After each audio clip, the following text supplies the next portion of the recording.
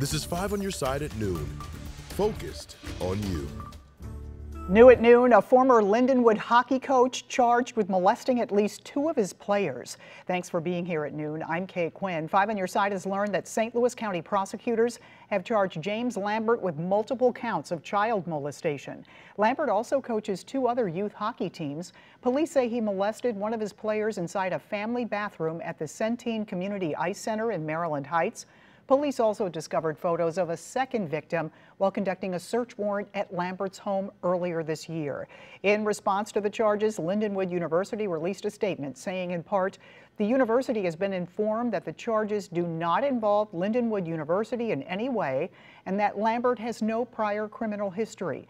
Lambert was an assistant ACHA men's hockey coach with Lindenwood's club team and is no longer employed at Lindenwood.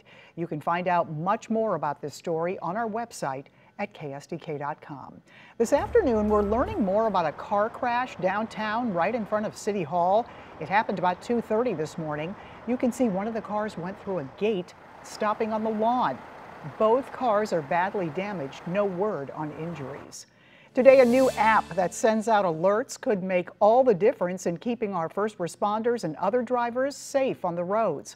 5 on your side, Sydney Stallworth is outside St. Louis County Police Headquarters in Clayton with more on this high-tech help. The new app is called the Make Way app, and St. Louis County Police and other local law enforcement agencies are going to use it to alert drivers when first responders are also on the roadways to hopefully prevent accidents from happening. Now, the app is just in the testing phase right now, but today we're getting a first look at how it all works. Missouri State Highway Patrol reports there were at least 200 crashes involving working vehicles statewide over the past year. The Jefferson County Sheriff's Office, St. Charles County Police Department, and St. Louis County Police Department are going to be making use of this new Make Way Alert app system. Here's how the app works. When drivers are approaching a moving or parked emergency response vehicle, they'll get a hands-free alert sent straight to them. Now, the goal is to bring down the rates of distracted driving and reduce the number of fatal accidents and help save lives. First responders, Department of Transportation, and public safety crews will also have the software in their cars to receive alerts of oncoming risks in real time. The app can also be used to alert drivers of major traffic accidents, work zones, and even in the cases of extreme weather, roads that have been flooded over. We're told each department has installed this software in at least 5 police cars already. Reporting in Clayton, I'm Sydney Stallworth, 5 on your side. This afternoon, a man and a woman are dead. Another woman is in serious condition after a triple shooting near the Grove in South St. Louis. The shooting happened just before 8 last night on Gibson Avenue. That's just blocks from the popular business district along Manchester. St. Louis police believe it stemmed from an argument. A resident who normally walks his dog in that area says he's tired of seeing violence. Very tired of it. It's just happen chance that I didn't leave the house earlier. I could have been literally caught in the middle of it, not even knowing what was going on. So I guess I'm lucky in that regard. But I'd like it to stop. I don't know kind of why it's coming here. Homicide detectives recovered 2 weapons and multiple shell casings. If you have any information on last night's shooting, you are asked to call police. Developing today, St. Louis police still searching for 5 teens involved in last week's deadly mass shooting downtown.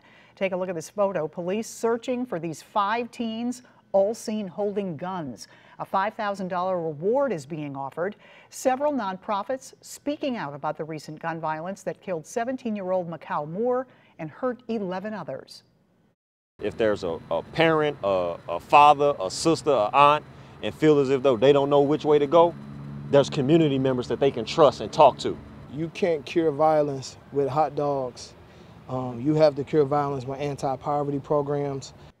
A spokesperson for Crime Stoppers says they've received numerous tips. In the wake of downtown violence, Mayor Tashora Jones' office is defending her plan to expand youth activities at rec centers despite a low turnout over the weekend. Our political editor Mark Maxwell has more on how the centers will be used to combat teen crime.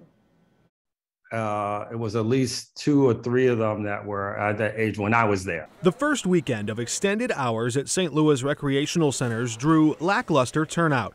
The mayor's Office of Children, Youth and Families is preaching patience, urging skeptics to give their plans time to work. Many kids who may carry weapons with the intent of using them. They're usually not alone. They're usually with groups of other kids who then look at them and look to them and maybe even look up to them, and may result in them engaging in that similar behavior. So these types of events are meant to pull kids away who don't have anything else to do but see these kids every day. While the city continues to spread the word through social media influencers in touch with a younger demographic, Will Pinkney said don't discount the adults who did show up. That's one thing to me that was a real positive from this weekend. People that didn't live in those communities and weren't being paid to be there showed up because they wanted to show that their support for young people and to engage them and find out how they can, turn this tide of violence. Other positive trends are starting to surface in the police crime statistics. 5 on Your Side obtained a recent CompStat printout from the St. Louis Police Department earlier this month.